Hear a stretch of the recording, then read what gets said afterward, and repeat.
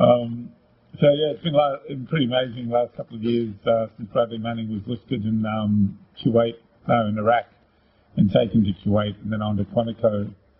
And Bradley was only 13 years of age when this war started, and he was opposed to the war. He was in high school in Wales, where his mother had returned, following separation from her husband, who was a member of the US military. And Bradley... I was recently up in Bradley's home village of Haverfordwest for the Welsh National Theatre's production of The Radicalisation of Bradley Manning, which they staged in the school he went to for 4 or 5 years.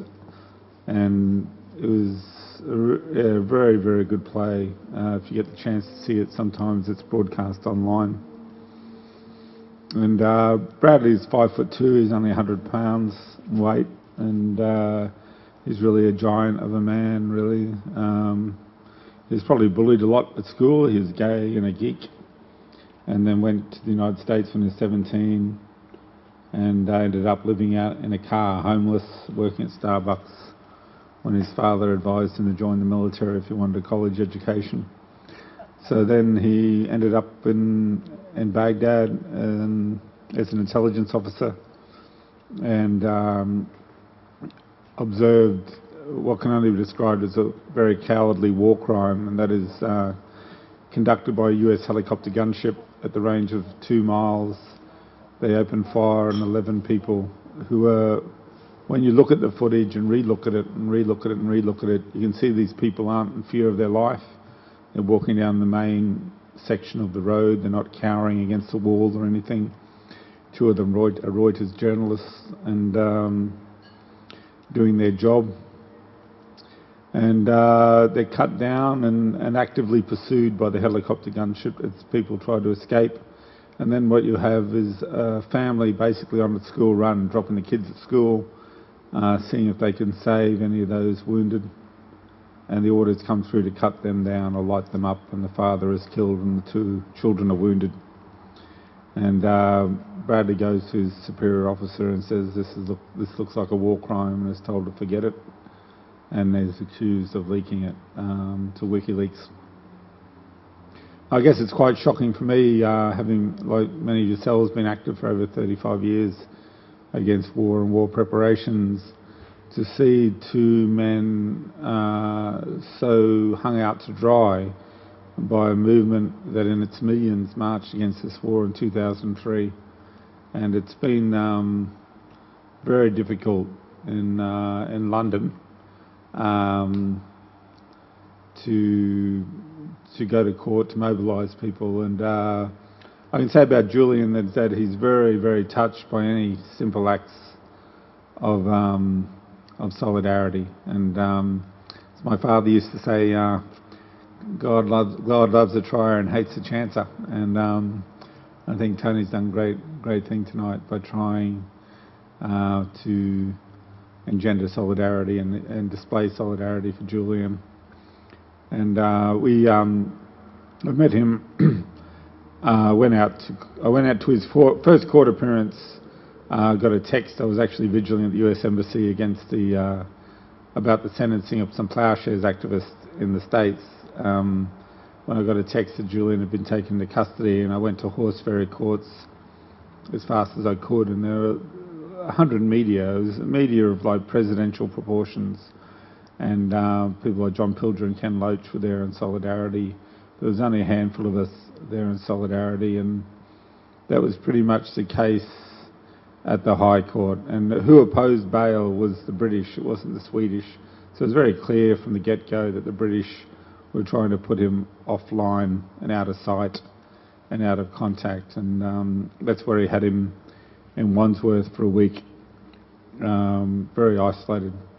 And then he was released on a very strict bail, being electronically tagged, signing on police station in the middle of the day and having a curfew. And obviously, and then I went to his birthday party. He turned 40.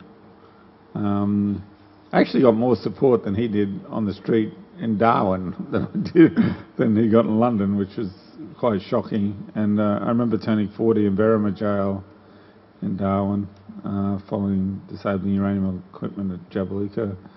And so the whole thing has been quite shocking to me. Like, I've gone actually past anger, which I know many people know I'm quite capable of, to kind of a disbelief in how these two could be so abandoned. And yeah, I don't know how all this is going to play itself out, really. But it's you know, we went up to see Julian earlier in the year, and I was thinking, oh, you know, he's a very busy guy, and I'll give it about 45 minutes. So we were given this location to go to, and we were picked up and taken to this quite small house.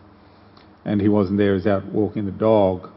So Ben and I went into this small living room, and it was about 4 o'clock, so I thought I'll give it till, when he walked in at 4:15, I thought I'll give it till 5 so we're not imposing.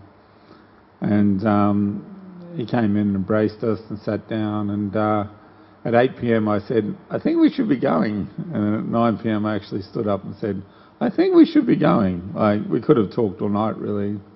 And I found that place, I mean, the most affirming I can be of WikiLeaks is that I found that location and the people working there very happy and very joyful and not looking oppressed, which has been the experience of many of my both workplaces and Catholic working communities I've lived in.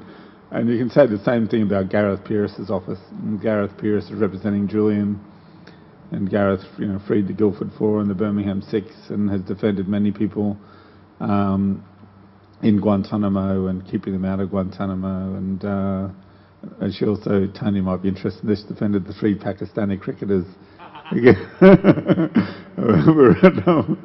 We're at a gig. Gareth's well, she's like a saint. She's incredibly humble and incredibly brilliant, and the people who work with her have been there for years and just love working with her, and she's very self-effacing. And they said, look, will you do a book launch at the Irish Centre just up from Camden? And she agreed to that. But what she didn't know was they located nearly everyone she's ever defended. And it was just a great night. It was just full of Irish and Muslims, basically, and these cricketers. And I think Michael Atherton brought in the young guy who just got out of jail. He was only 19 and banned for life or whatever. And yeah, I mean, the most dangerous place to be, I think, whether, you know, Aboriginal, Irish or East Timorese or Julian Assange, is to be romanticised by a handful of us or demonised by the mainstream. And Julian's just a person, just a bloke, and he's got a mother who worries about him, who's flown to London, now is in Ecuador. He's got a dog that he was walking when we went up to see him, so, you know, he's going to look after that dog if he gets locked up for life. So, you know, I think the most dangerous place for him to be is some kind of ethereal rock star. And he's basically, well, my encounter with him was, you know, he's got self-depreciating humour, he's really touched by any act of solidarity. He's, you know, where the Guardian newspaper and the US Empire thought he would be by this stage is, you know, rolled up in a fetal position crying himself to sleep, and that he has stayed on the front foot and kept the initiative exposing these criminals is quite remarkable. And he's now in a very small location. The Ecuadorian embassy comprises of 5 rooms in the building you may see on television, and he's in one of those rooms and has access to the corridor. He doesn't see the sky. He's also already entered sensory deprivation. And at the moment, the only step out of those 5 rooms is into 1 room, solitary confinement for life. And Bradley Manning has already been locked down for 2 years, and he refused to break. All he had to do was concoct a story about Julian, that Julian incited him or he met him before he'd released the cables, and he would have been given 10 years or 20, a plea bargain. And Bradley has refused to speak to any investigator, and he still has the death penalty charge over his head, 22 other charges. So the more you learn about these people, the more remarkable they are, the more human they are, and you know, I come from a pretty secure family, and I'm still crashing in the bedroom that I always lived in on the back of Nogra Barracks, and that kind of childhood security is quite absent from Julian's life and Bradley's life, and I know the value of that. That, you know, the more secure you are, the more able you are to strike at power. But I mean, these two men, they weren't gifted with the same kind of privileges that I was gifted with, and they're looking at solitary confinement for the rest of their days because they've exposed the war that millions of people marched against, and I just can't understand how isolated they are. And I really congratulate Tony and others for staging, initiating tonight, and anyone who's come around and sat around the fire. Thank you.